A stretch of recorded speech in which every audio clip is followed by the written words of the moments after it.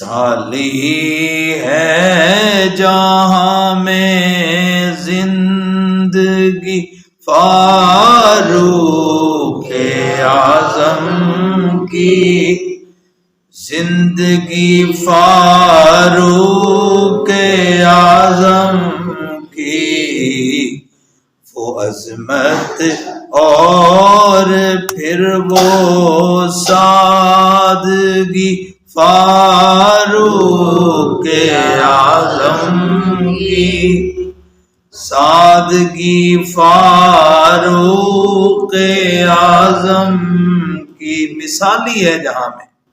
سیدنا فاروق اعظم رضی اللہ تعالیٰ عنہ کی زندگی مثالی کیسے ہے؟ آپ جب کلمہ پڑھ کے مسلمان ہو رہے ہیں تو اللہ رب العزت نے قرآن پاک کی آیت نازل فرمائی ہے، یا ایھا النبی حسبک اللہ ومن اتبعک من المؤمنین، اے نبی آپ کو اللہ کافی ہے، حسبک اللہ آپ کو اللہ کافی ہے، ومن اتبعک من المؤمنین اور آپ کے جو پیروکار، آپ کے فرما بردار، آپ کا کلمہ پڑھ کے مسلمان ہونے والے جو آپ کے غلام ہیں، مومن ہیں، وہ بھی آپ کو کافی ہے۔ حضرت عبداللہ بن عباس رضی اللہ تعالیٰ عنہ فرماتے ہیں یہ آیت کریمہ جو نازل ہوئی ہے حضرت فاروق اعظم رضی اللہ تعالیٰ عنہ کی شان میں نازل ہوئی ہے۔ آپ کی مثالی زندگی کیسے ہے؟ پوری زندگی آپ نبی پاک صلی اللہ تعالی علیہ وسلم کے سچے عاشق تھے، اور آپ کے سچے عاشق ہونے کی مثال یہ ہے کہ آپ کبھی بھی حضور کی توہین اور گستاخی برداشت نہیں فرمایا کرتے تھے۔ بے شمار مثالیں ہیں، لیکن ایک چھوٹی مثال، ایک دفعہ راستے میں جا رہے ہیں، آپس میں کوئی آدمی جھگڑ رہے تھے، تو ایک آدمی نے کہہ دیا کہ محمد نے ایسے کر دیا ہے، محمد نے یہ کیا ہے۔ نام کیا لے رہا تھا؟ محمد۔ کہتا ہے محمد نے جھوٹ بولا ہے، یا علیہ باللہ، یا محمد نے غلط کام کیا ہے۔ جو ہی اس نے یہ بولا نا، فاروق اعظم رضی اللہ تعالیٰ عنہ کی کانوں میں جب آواز گئی تو آپ فوراً رک گئے۔ آپ فرمانے لگے ہمیں کیا کہہ رہا ہے، کس کو کہہ رہا ہے؟ وہ آدمی فوراً کہنے لگا کہ جناب میں یہ آدمی جو ہے نا اس کا نام محمد ہے، میں اس کو کہہ رہا ہوں، اس نے غلط کیا ہے۔ فاروق اعظم رضی اللہ تعالیٰ عنہ فوراً آپ نے اس آدمی کو بلایا، فرمایا کہ آج کے بعد میرے کان یہ نہ سنیں کہ نام محمد کا آئے پھر پتہ چلے کہ اس نے غلط کام کیا ہے۔ فرمایا یا تو اپنا نام بدل لے یا اپنا کردار بدل۔ یعنی آپ اتنا بھی برداشت نہیں کرتے تھے کہ حضور کا نام مبارک لے کر کوئی آدمی آپ کی طرف غلط بات جو ہے وہ منسوب کرے۔ مثالی ہے جہاں میں زندگی فاروق اعظم کی، زندگی فاروق اعظم کی، وہ عظمت اور پھر وہ سادگی فاروق اعظم کی۔ سادگی کتنی ہے؟ حضرت فاروق اعظم رضی اللہ تعالیٰ عنہ بیت المقدس کو فتح کرنے کے لیے جا رہے ہیں، ایک خود ہیں، ایک ساتھ غلام ہے، دو آدمی ہیں، لیکن سواری کے لیے آپ ایک ہی سواری لے کے جا رہے ہیں۔ یہ نہیں ہے کہ آج کل کے حکمرانوں کی طرح کہیں جا رہے ہیں تو جناب اتنی گاڑیاں جا رہی ہیں، اتنا پیسہ، اتنا پیٹرول جو ہے وہ بیت المال اور گورنمنٹ کے خرچے پہ جناب جا رہے ہیں، پھر کہتے ہیں ملک کی معیشت جو بہتر نہیں ہو رہی۔ اللہ اکبر۔ حضرت فاروق اعظم رضی اللہ تعالیٰ عنہ آپ کی زندگی نمونہ ہے۔ ریاست مدینہ میں آپ نے ایسی مثال قائم فرما دی، آپ بیت المقدس فتح کرنے کے لیے جا رہے ہیں، لیکن سواری کی ایک ہی سواری، اگر آپ چاہتے تو دو لے جاتے، ایک سواری پہ میں سوار ہو کے جاؤں گا، ایک سواری پہ تو سوار ہو کے جائے گا۔ اللہ اکبر۔ فرمایا نہیں، یہ بیت المال کی سواری ہے، یہ بیت المال کا پیسہ ہے، اس سے ہم ڈبل سواری لے کے نہیں جا سکتے، آدھا سفر میں سوار ہوں گا، آدھا سفر اس پہ تو سوار ہوگا، میں پیدل چلوں گا۔ مثال قائم فرما دی۔ اللہ اکبر۔ اس لیے عاشق رسول کہہ رہا ہے عظمت اور پھر وہ سادگی فاروق دعائے مستجاب حضرت ختم الرسل ہے وہ،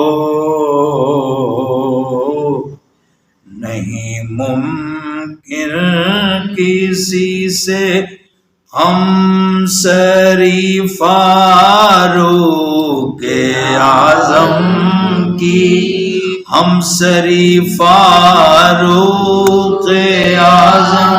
دعائے مستجاب حضرت ختم الرسل ہیں وہ، یعنی حضور نے جو دعا فرمائی ہے حضرت فاروق اعظم رضی اللہ تعالیٰ عنہ، وہ دعا ہے، آپ کی مراد ہے. یہاں علماء کرام بیان فرماتے ہیں نا، سارے صحابی آپ کے مرید ہیں، لیکن حضرت فاروق اعظم وہ ہیں جو آپ کی مراد ہے. یعنی حضور نے اللہ سے آپ کو مانگ کر لی ہے، اللہ کی بارگاہ میں دعا کی ہے، اللہم اید الاسلام بعمر بن الخطاب خاصتاً. اگرچہ ایک روایت میں جہل بن شام کی بات بھی ہے کہ یا رب العالمین ان دو میں سے جو تجھے پسند ہے یا اللہ اس کے ذریعے اسلام کو تقویت عطا فرما، غلبہ عطا فرما. اور ایک روایت میں حضور نے نام ہی حضرت عمر کا لیا. ایک طرف وہ آپ کو شہید کرنے کی نیت سے چل پڑے ہیں کافروں کے پروگرام سے، دوسری طرف حضور کی دعا، آپ نے دعا فرمائی ہے. اللہ اکبر. تو قبولیت کس کو ہوئی ہے؟ وہی آدمی جو آپ کا سر لینے کے لیے آ رہا تھا، اس نے کیا کیا؟ حضور کی دعا کی برکت سے آپ کے قدموں میں سر رکھ کے کلمہ پڑھ کے مسلمان ہو. سبحان اللہ. اس لیے وہ کہہ رہا ہے دعائے مستجاب حضرت ختم الرسل ہے وہ، نہیں ممکن کسی سے ہم سری فاروق اعظم کی، ہم سری فاروق اعظم کی. اگلی بات اور آخری شعر، اس میں کیا فرماتے ہیں؟ وہ جن کا نام لینے سے شیاطین بھاگ جاتے ہیں. یہ بھی ایک حدیث پاک مفہوم ہے. رسول پاک صلی اللہ تعالی علیہ وسلم ارشاد فرماتے ہیں ان الشیطان یفر من ظل عمر، فرماتے ہیں کہ شیطان عمر کے سائے سے بھاگ جاتا ہے. اس کا ترجمہ کر رہے ہیں، وہ جن کا نام لینے سے شیاطین بھاگ جاتے ہیں، پیام مرگ ظلمت روشنی فاروق اعظم کی، سالی ہے جہاں میں زندگی فاروق اعظم کی، زندگی فاروق اعظم کی. عزیزان گرامی کے اندر حضرت فاروق اعظم رضی اللہ تعالیٰ عنہ، آپ کا مختصر سا تعارف یہ ہے. ایک تو آپ حضور کی مراد ہیں، حضور نے ان کو دعا مانگ کر لیا ہے. اور آپ کلمہ آپ نے کب پڑھا اس کے بارے میں نبوت کے 6 سال میں، جب حضور نے اعلان نبوت فرمایا اس کے بعد 6 سال میں حضرت سیدنا فاروق اعظم رضی اللہ تعالیٰ عنہ نے کلمہ پڑھا ہے. اور اس وقت آپ کی عمر مبارک کتنی ہے؟ 33 سال.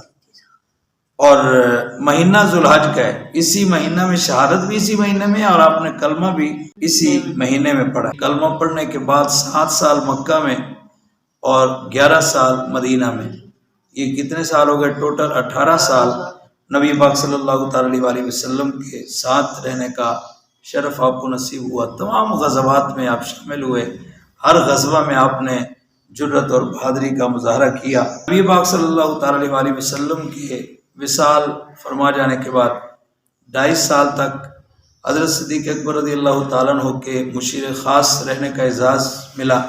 10 برس 6 ماہ 4 دن آپ خلیفہ مقرر ہوئے. آپ کی شہادت کے بارے میں حضور نے پہلے بیان فرما دیا تھا. جب جبل احد ہے اس پہ آپ تشریف لے کے گئے تو وہ جھومنے لگا، تو نبی پاک صلی اللہ تعالی علیہ وسلم نے ارشاد فرمایا اسبت یا احد فإنک علیک نبی و صدیق و شہیدان.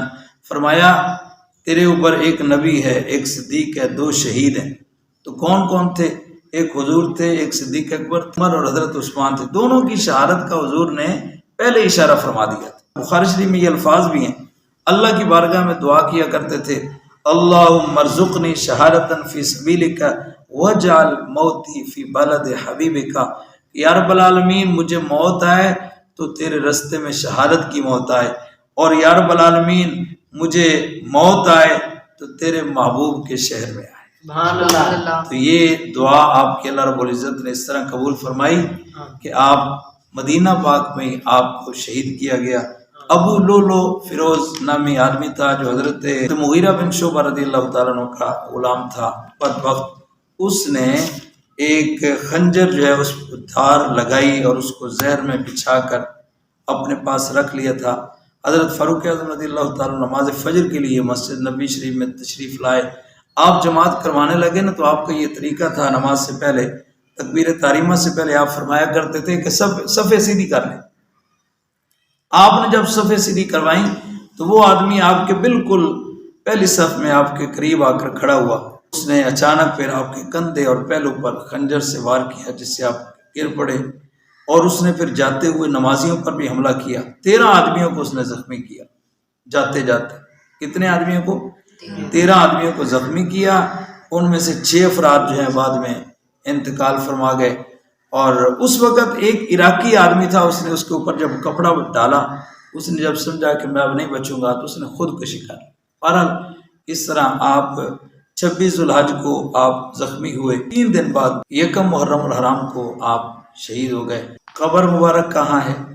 یہ کوئی معمولی اعزاز نہیں ہے، کسی نے بڑی پیاری بات کی تھی کہ کیا مقدر ہے صدیق و فاروق کا، کیا مقدر ہے صدیق و فاروق کا جن کا گھر رحمتوں کے نگینے میں ہے۔ سبحان اللہ۔ نبی پاک صلی اللہ تعالی علیہ وسلم کے پہلو مبارک میں آپ مدفون ہیں، یہ بہت بڑا اعزاز ہے۔